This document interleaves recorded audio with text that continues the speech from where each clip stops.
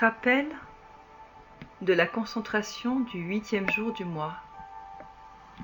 Aujourd'hui, vous allez apprendre à gérer les événements en fonction de leurs résultantes, de leurs fruits. Imaginez-vous assis près d'un lac. Observez le frissonnement de ses eaux.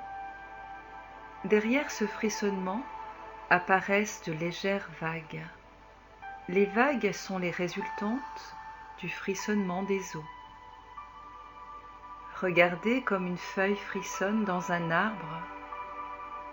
Nous pouvons considérer les feuilles comme les manifestations de l'arbre qui frissonnent sous la brise. Soudain, des nuages recouvrent le ciel et la pluie se met à tomber. Chaque goutte de pluie peut être considérée comme la résultante du nuage existant préalablement. De nombreux exemples existent autour de vous. Prenez un seul de ces exemples, de ces événements, et concentrez votre attention sur une de ces résultantes, la plus insignifiante soit-elle. Simultanément, gardez à l'esprit votre objectif. Les événements nécessaires à sa réalisation se produiront. Cette méthode est très efficace. En travaillant à partir de cette base, il vous sera possible d'influer sur les événements du passé. Concentration du 28e jour du mois. En ce jour, vous devez effectuer la même concentration qu'au 8e jour, mais avec une différence importante. Voilà de quoi il s'agit. Vous avez probablement remarqué que le jour précédent, le 27e, les chiffres 2 et 7 s'additionnaient égale 9. Dans le cas présent, la situation est différente. Le chiffre 28 se compose de deux chiffres, 2 et 8. Dans le cas présent, le chiffre 28 doit être perçu de la manière suivante. 2 multiplié par 8.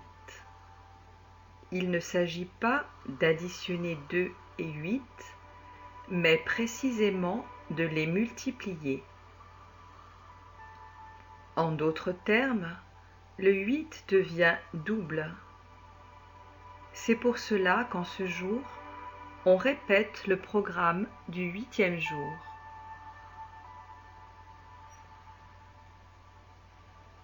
Cependant, cette répétition ne doit pas être prise au pied de la lettre. Elle ne doit pas être la copie conforme du travail précédent.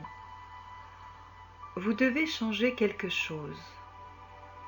En premier, vous devez changer quelque chose en vous.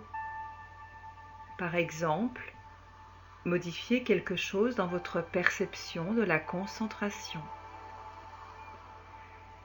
Si vous l'effectuez suivant le schéma ancien, vous devez néanmoins percevoir en elle quelque chose de nouveau, la considérer d'un autre point de vue.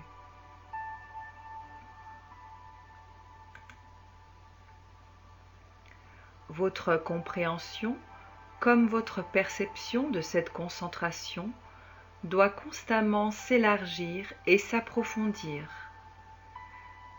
Il s'agit d'un processus créatif. Il contribue à votre développement.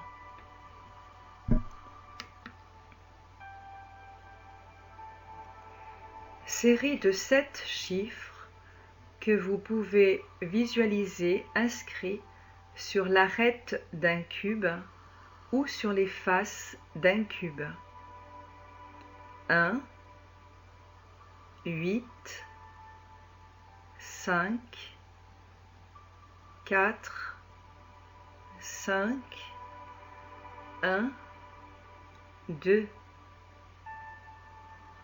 1, 8, 5, 4, 5, 1, 2.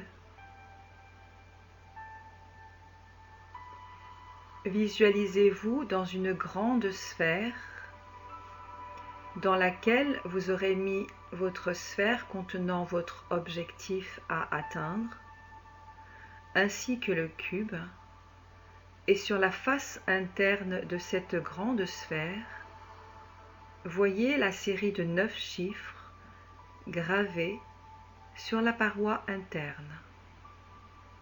1,